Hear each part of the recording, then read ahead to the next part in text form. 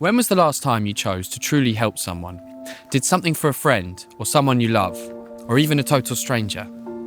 What this man would do for a stranger one day would shock the world and amaze millions. As a child, he had a vision. The Virgin Mary came to him. That night, I asked the Mother of God what was to become of me.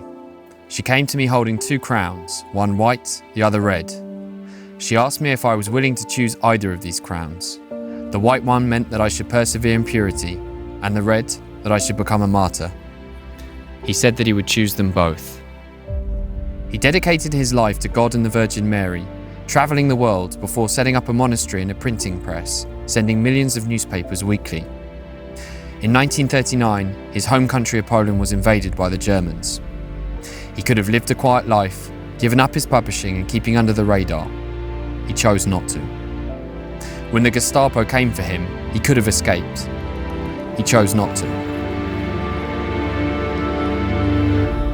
Imprisoned, he was beaten and tortured for his faith. He could have renounced it. He chose not to. Sent to Auschwitz, he became prisoner number 16670.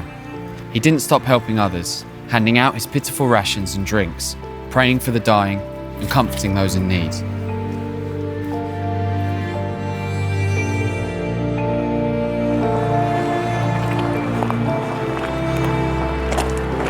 One day, one of the prisoners from his block escaped. He and the other prisoners were lined up. An SS officer arrived and announced that 10 of them would be starved to death as a punishment.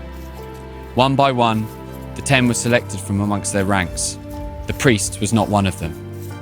One of the men chosen, Franciszek Gajowniczak, cried out for his wife and his children. Then the priest made his decision. He stepped forward, walked up to the officer, and asked that he give his life in return for that of the man's. The officer chose to accept.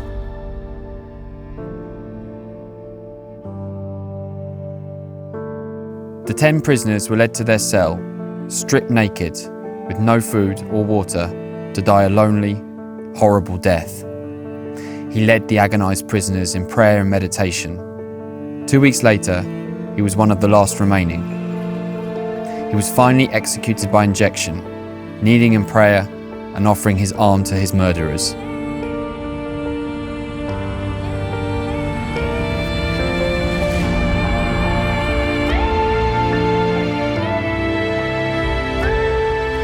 His name was Maximilian Kolbe. To honour the strength of his faith and his courage, please share this film. In 1981, Pope John Paul II made Kolbe the Saint of Auschwitz. With the Pope stood Gajowniczak, the man who Kolbe had saved, who somehow survived concentration camps for 5 years and 5 months, only to return to his home to discover that the children he had cried out for were dead. I'm not sure if I believe in good or evil, and I don't have the same deep faith that Maximilian Kolbe had.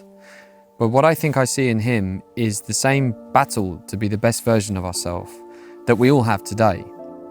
The truth is, I haven't always made the right decisions in my life.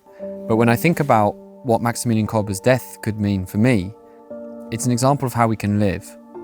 Because there's never a moment in our lives where we can't stop and help somebody else, somebody we know, somebody we love, or somebody we've even never met before.